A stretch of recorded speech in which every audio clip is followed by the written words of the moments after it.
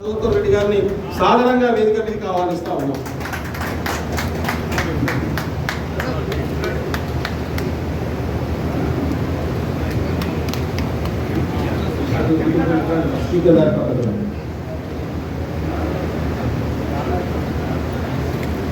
కూర్చోండి దయచేసి.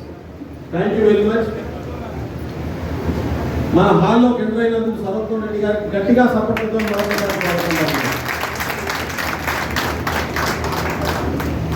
అయితే ఉదయపూర్లో మన ఛత్తీస్గఢ్లోని రాయ్పూర్లో ఉదయపూర్లో తీసుకున్నటువంటి నిర్ణయాన్ని పార్టీ నిర్మాణపరంగా అప్గ్రేడ్ చేయడం కోసం, అప్రూవల్ చేయడం కోసం పార్టీ ప్లీనరీని 3 రోజుల పాటు రాయ్పూర్లో నిర్వహించి అక్కడ తీసుకున్నటువంటి అన్ని నిర్ణయాలు పార్టీ అప్రూవల్ చేసింది. ఆ రాయ్పూర్లో జరిగినటువంటి మీద పార్టీ ప్లీనరీలో ఇంకో నిర్ణయం పార్టీ తీసుకోవడం జరిగింది. మల్లికార్జున ఖర్గే గారి నాయకత్వంలో, రాహుల్ గాంధీ గారి నాయకత్వంలో ప్రధానంగా ఇవాళ ఆర్ఎస్ఎస్ బీజేపీ దేశవ్యాప్తంగా భారత రాజ్యాంగాన్ని బలహీనపరుస్తూ కింది వర్గాల్లో కన్ఫ్యూజన్ వాతావరణాన్ని క్రియేట్ చేస్తూ ఆ రాజ్యాంగ స్ఫూర్తిని దెబ్బతీసే పనిచేస్తున్నటువంటి క్రమంలో ఒక రాజకీయ చైతన్యాన్ని, కాంగ్రెస్ పార్టీ విచారధారను, ఆలోచన దృక్పథాన్ని, సిద్ధాంతాన్ని, భారత రాజ్యాంగ సిద్ధాంతాన్ని విస్తృతంగా తీసుకెళ్లాలనేటటువంటి నిర్ణయంతో రాయ్పూర్లో తీసుకున్నటువంటి నిర్ణయం మేరకు ఒక 25,000 మందిని ట్రైబల్స్ లీడర్లుగా ట్రైనింగ్ చేయాలనేటటువంటి ఆలోచనను మల్లికార్జున ఖర్గే గారు, రాహుల్ గాంధీ గారు ఆ రోజు ప్లీనరీ ముందు ప్రతిపాదించారు. ప్లీనరీ దాన్ని అందరూ ముక్త ఖండంతో ఆమోదించినటువంటి పరిస్థితి. ఆ నిర్ణయంలో భాగంగానే ఇవాళ దేశవ్యాప్తంగా 25,000 మంది ట్రైబల్స్ లీడర్లుగా తీర్చిదిద్దడం కోసం ప్రత్యేక రాజకీయ శిక్షణను చేపట్టాలని చెప్పి మన అధిష్టానం నిర్ణయించింది. రాహుల్ గాంధీ గారి ఆలోచన మేరకు మొట్టమొదటిసారిగా దేశంలో రామచంద్ర నాయక్ గారికి తెలుసు, ఆయన వచ్చాడు, దయాకర్ గారికి తెలుసు, నాగార్జున సాగర్లో మొట్టమొదటి క్యాంపులు ఈ ఉమ్మడి జిల్లాలోనే పెద్దలు గౌరవనీయులు మన జానారెడ్డి గారి సహకారంతో 7 రోజుల ట్రైనింగ్ క్యాంపును మొట్టమొదటిసారిగా దేశంలోనే నాగార్జున సాగర్లో మనం జనవరి 4వ తారీఖు నుంచి 11వ తారీఖు వరకు నిర్ణయించడం జరిగింది. దానికి ఇవాళ మన ఇన్ఛార్జిగా ఉన్నటువంటి గౌరవనీయురాలు మీనాక్షి నటరాజన్ గారు, దాంతోపాటు కొప్పుల రాజు గారు ఎస్సీ ఎస్టీ బీసీ మైనారిటీ డిపార్ట్మెంట్లో ఆయనే ఇన్ఛార్జిగా ఉన్నాడు. ఆయన దీంట్లో కీలక నిర్వహించి వచ్చింది. ఛత్తీస్గఢ్ రాష్ట్ర స్థాయి ట్రైనింగ్ క్యాంపులు మనకు వారం రోజుల పాటు జరుగుతాయి. మీకు 3 రోజులే ఉన్నాయి. 6 నైట్లు 7 రోజులు రాష్ట్ర స్థాయి ట్రైనింగ్ క్యాంపులు జరుగుతున్నటువంటి పరిస్థితి. ఇది అయిపోయిన తర్వాత మీకు సంఘం ట్రైనింగ్ ఉంటుంది, పార్టీ ట్రైనింగ్ డిపార్ట్మెంట్ ఇస్తుంది. 3 సార్లు 10 రోజులు పోవాల్సి వస్తుంది. అంటే నేను రాష్ట్రమంతా తిరుగుతున్నాను. నిజంగా నేను చాలా గర్వంగా ఫీల్ అవుతున్నా. నిన్న నేను సూర్యాపేటకు వచ్చిన తర్వాత మొన్న వేనారెడ్డి గారు దగ్గర ఉండి ఒక్క నిమిషం కూడా టైం వేస్ట్ చేయకుండా సహకరించాడు. నేను రాష్ట్ర స్థాయి ఈ పని చేయడం ఇదంతా మీకు వెనతో పెట్టకుండా ఎగరాలి. నాకు ఇంపార్టెంట్, నాకు ఆశ్చర్యం అనిపించిన అంశం ఏంటంటే పటేలన్న రాష్ట్రంలో ఉన్నటువంటి చాలామంది కాంగ్రెస్ నాయకుల దగ్గరికి పోయినాను. కాంగ్రెస్ నాయకులు ఇళ్లలో చూసిన, కానీ సత్యమే వజయతే బ్యానర్ ఉన్నటువంటి ఏకైక ఇల్లు నాకు కనబడేది నేను రామోదర్ గారు.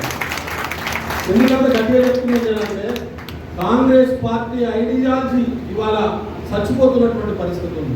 కాంగ్రెస్ పార్టీ ఐడియాలజీ బతకకుంటే రాజ్యాంగం ఉండదు, రాజ్యాంగం ఉండకుంటే మనకు హక్కులు ఉండవు, మనుషులుగా గుర్తింపు ఉండదు. ఆ మిగతా అంశాలన్నీ క్లాసుల్లో చెబుతుందాం, వాడి జోలి నేను బోధించుకోలేదు. ఇవాళ ఈ ఇనాగరల్ సెషన్లో లంచ్ వరకు జరిగేటటువంటి ఇనాగరల్ సెషన్లో మనం కాబట్టి ఇది 3 రోజులు ఇప్పటికే ఎక్కడెక్కడ జరిగిన ఒక మ్యాటర్ క్లోజ్ చేస్తా. సూర్యాపేట పట్టణంలో ఆదివాసీ తెలంగాణ ఆదివాసీ కాంగ్రెస్ బునియాదీ కార్యకర్త సమ్మేళన్ యునైటెడ్ నల్గొండ డిస్ట్రిక్ట్ కార్యక్రమం ఇక్కడ పెట్టాలని పెద్దలు ఆదివాసీ జాతీయ కాంగ్రెస్ అధ్యక్షులు ట్రైకాప్ చైర్మన్ అన్న బెల్లయ్య నాయక్ గారు ఈ సూర్యాపేటలో ఈ కార్యక్రమం తీసుకోవాలని ఒక ఉద్దేశంతో ఇక్కడ కార్యక్రమం ఏర్పాటు చేయడానికి సూర్యాపేట వచ్చే సందర్భంలో నన్ను సంప్రదిస్తే పెద్దలు దామోదర్ రెడ్డి గారితో ఈ విషయం చర్చించాను. అన్న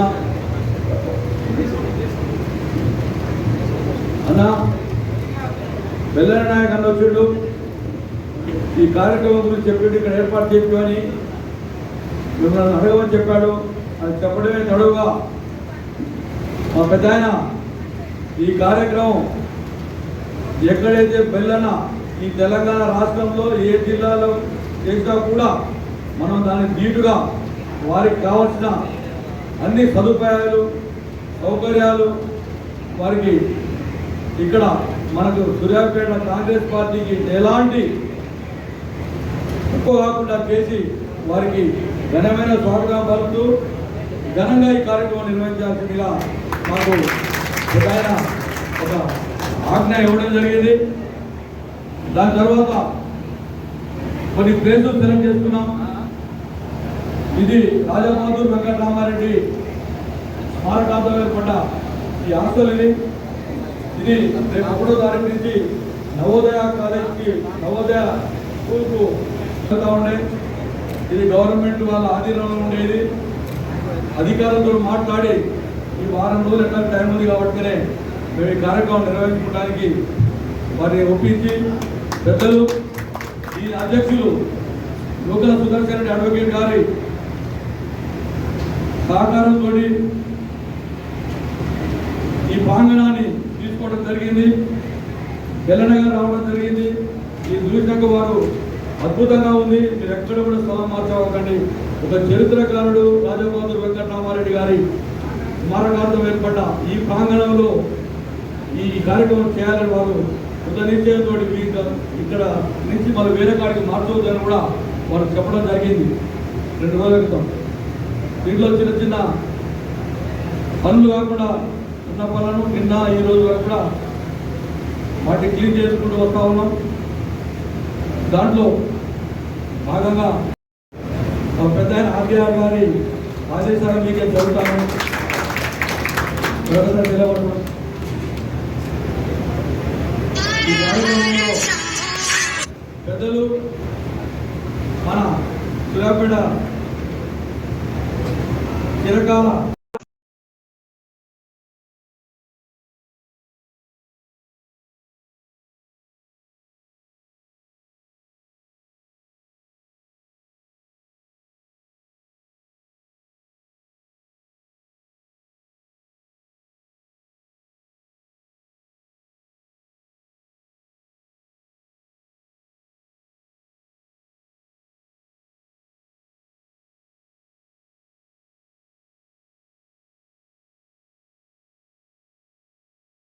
దయాకర్ గారు కూడా శాసన మండలి సభ్యులుగా వారు కూడా నేను అనుకుంటా మొదటి ప్రోగ్రాం కావచ్చు, అది కూడా ఆదివాసీ కాంగ్రెస్ ప్రోగ్రాం కావడం కూడా సంతోషదాయకంగా నేను భావిస్తూ, అదేవిధంగా ఇంకొక అతిథి మన సూర్యాపేట వాస్తవ్యులు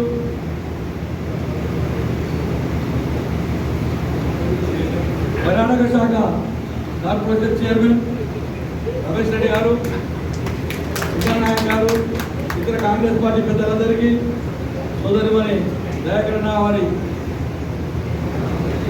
వైఫ్ భార్యకు, మన యువ నాయకులు సర్వోత్తమ్ రెడ్డి గారికి, అదేవిధంగా ఈ కార్యక్రమంలో పార్టిసిపేట్ చేస్తున్న సూర్యాపేట సంబంధిత కాంగ్రెస్ పార్టీ పెద్దలందరూ కూడా హృదయపూర్వక నమస్కారాలు తెలియపరుస్తూ, ముందుగా ఈరోజు ఇక్కడ వెంకయ్య నాయక్ గారి కార్యక్రమం చేపట్టడం చాలా సంతోషదాయకమైన విషయం. అన్న, మీరు సూర్యాపేటలో ఈ కార్యక్రమం చేస్తున్నారంటే ముఖ్యంగా మొదటి నుంచి కూడా ఇక్కడ ఎస్టీ నమ్మాళ్ళందరూ కూడా కాంగ్రెస్ పార్టీ పక్షాన గట్టిగా నిలబడ్డారు. మొన్న ఎన్నికల్లో కూడా సంఘాలలో 100% మాకు కాంగ్రెస్ పార్టీకి బలం చేకూర్చున్నారు. అందుకోసం ఇలాంటి కార్యక్రమం మా పట్టణంలో మా జిల్లాలో ఏర్పాటు చేయడం మాకు చాలా సంతోషదాయకమైన విషయం. అదేవిధంగా ఈరోజు సభకు అధ్యక్షత వహిస్తున్న వీరేంద్ర నాయక్ గారికి, ఇక్కడికి విచ్చేసిన మా అన్న డాక్టర్ రామచంద్ర నాయక్ గారికి, డిప్యూటీ స్పీకర్ గారికి, వారు వస్తున్నారని కొంచెం అనుమానం ఉండే. ఎందుకంటే డిప్యూటీ స్పీకర్ పదవి అంటే కొంచెం ప్రోటోకాల్స్ అవన్నీ ఉంటాయి, కానీ వారు ఇంకా బాధ్యత తీసుకోలేదు డిప్యూటీ స్పీకర్గా. అందుకోసమే ఈరోజు మన కార్యక్రమంలో పాల్గొంచుకునే అవకాశం ఉంది. అదేవిధంగా అన్న దయాకర్ గారు చాలా ఆప్త మిత్రుడు, మాకు తుంగతుర్తి నుంచి ఎమ్మెల్యే కావాల్సిందే. ఈరోజు కాంగ్రెస్ పార్టీ రాహుల్ గాంధీ గారిని వారు ఈరోజు ఎమ్మెల్సీగా మీ మధ్యలోకి వచ్చినారు.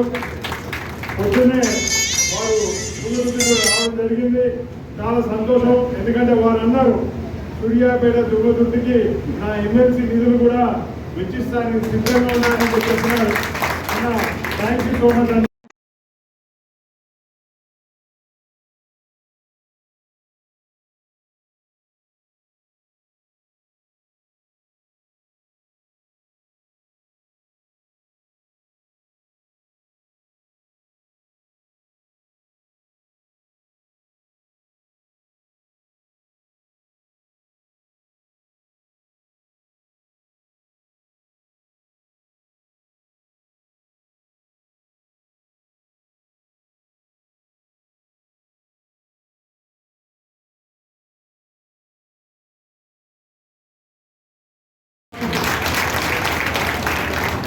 చేర్చి వారికి కాన్స్టిట్యూషన్ లో డాక్టర్ బిఆర్ అంబేద్కర్ గారు పెట్టిన రాజ్యాంగంలో వారికి రక్షణ కల్పిస్తూ చదువు విషయంలో అదేవిధంగా ఉద్యోగ విషయంలో రిజర్వేషన్ కల్పించిన చరిత్ర కూడా కాంగ్రెస్ పార్టీ. దానితో పాటు రాహుల్ గాంధీ గారు చెప్తూ వచ్చినారు ఆదివాసికి వనవాసికి ఉన్న తేడా చెప్తూ వచ్చినారు. ఆదివాసి అంటే ఇక్కడ భూమి మీద మొదటి హక్కు ఉన్న వ్యక్తులు ఆదివాసులు అని చెప్పి రాహుల్ గాంధీ గారు. ఈ భారతదేశంలో మొదటి హక్కు భూమికి ఎవరికైనా ఉన్నదంటే అది ఆదివాసులు. దాని తర్వాతనే మనం అందరం వచ్చినాం. ఆ సంగతి మనం మర్చిపోవద్దు. ఈరోజు భారత రాజ్యాంగంలో మనం రాహుల్ గాంధీ గారి అధ్యక్షతన దాన్ని కాపాడడం కోసం అన్ని వర్గాలను న్యాయం చేసే ప్రయత్నంలో మనం కొట్లాడుతున్నాం. మరో పక్కన ఆర్ఎస్ఎస్ వాళ్ళ ఐడియాలజీని తీసుకొని భారతదేశంలో ఉన్న ఏదైతే మన సాంప్రదాయాలు ఉన్నాయో దాన్ని తొక్కిపెట్టి వారు కొత్త రకమైన దేశాన్ని తయారు చేయాలని ఆలోచనలు ఉన్నారు. అందుకోసమే రాహుల్ గాంధీ గారు ఆదివాసీల్లో కూడా నాయకత్వాన్ని పెంచి పోషించాలి. అందుకోసమే వారికి రాజ్యాంగం ఇచ్చిన హక్కులను వాళ్ళకు నేర్పించాలి. ఏ విధంగా వాళ్ళు ఉద్యోగంలోనూ విద్యలోనూ ముందుకు రావాలనే ఆలోచనతో ఈ విధంగా కాంగ్రెస్ పార్టీ దేశవ్యాప్తంగా ట్రైనింగ్ ప్రోగ్రామ్స్ పెట్టుకుంటూ పోతున్నది. తప్పకుండా ఇవాళ రేపు ఎల్లుండి 3 రోజులు ఈ ట్రైనింగ్ ప్రోగ్రామ్స్ లో మీరు తప్పకుండా నేర్చుకునే విషయాలు చాలా ఉంటాయని, మీ దగ్గర నుంచి కూడా కొన్ని విషయాలు మీరు నేర్చుకునే ప్రయత్నం చేస్తానని తెలియజేసుకుంటూ మరోసారి రాష్ట్ర వ్యాప్తంగా ఇక్కడ విచ్చేసిన ఏదైతే ఆదివాసీ కోఆర్డినేటర్స్ ఉన్నారో ట్రైనింగ్ కోఆర్డినేటర్స్ ఉన్నారో వాళ్ళందరికీ కూడా ప్రత్యేకించి స్వాగతం సుస్వాగతం తెలియజేసుకుంటూ నియోజకవర్గం తరఫున ప్రత్యేకంగా ధన్యవాదాలు తెలియజేస్తున్నా. మరి మీ అందరికీ కూడా తెలుసు మనకు స్వాతంత్రం వచ్చిన తర్వాత ఆదివాసీలు అంటే గ్రామాలకు పట్టణాలకు ముఖ్యంగా కల్చర్కు కూడా దూరంగా చిన్న చిన్న గూడెలలో తండలలో ముఖ్యంగా అడవులలో బతికే ఒక జాతి. మరి అలాంటి జాతి స్వాతంత్రం వచ్చిన తర్వాత ఆనాడు నెహ్రూ గారు కానీ ఇందిరాగాంధీ గారు కానీ రాజీవ్ గాంధీ గారు కానీ సోనియా గాంధీ గారు కానీ ప్రత్యేకమైన దృష్టి పెట్టి ఈరోజు కొన్ని లక్షల ఎకరాలు వారికి అటవీ భూమిని పట్టాలు చేసి ఈరోజు రాజకీయంగా ఆర్థికంగా చైతన్యవంతుల్ని చేసి డాక్టర్లుగా ఇంజనీర్లుగా నాయకులుగా రాణిస్తున్నారంటే అది కాంగ్రెస్ పార్టీ చలువే తప్ప ఎవరిది కాదని కూడా నేను ఈ సందర్భంగా మనం చేస్తున్నాను. మరి మనందరికీ తెలుసు ఆనాడు ఇందిరాగాంధీ గారు ముఖ్యంగా ఈ ప్రాంతంలో లంబాడకు సంబంధించిన గిరిజనులందరినీ కూడా ఎస్టీలలో జాబితాలో చేర్చి ఈరోజు వారికి అన్ని రకాల అభివృద్ధికి తోడ్పాటు అందించింది కూడా అమ్మ ఇందిరాగాంధీ అని కూడా నేను ఈ సందర్భంగా మనం చేస్తున్నా. మరి ఈనాడు బీజేపీ అధికారంలో ఉంది.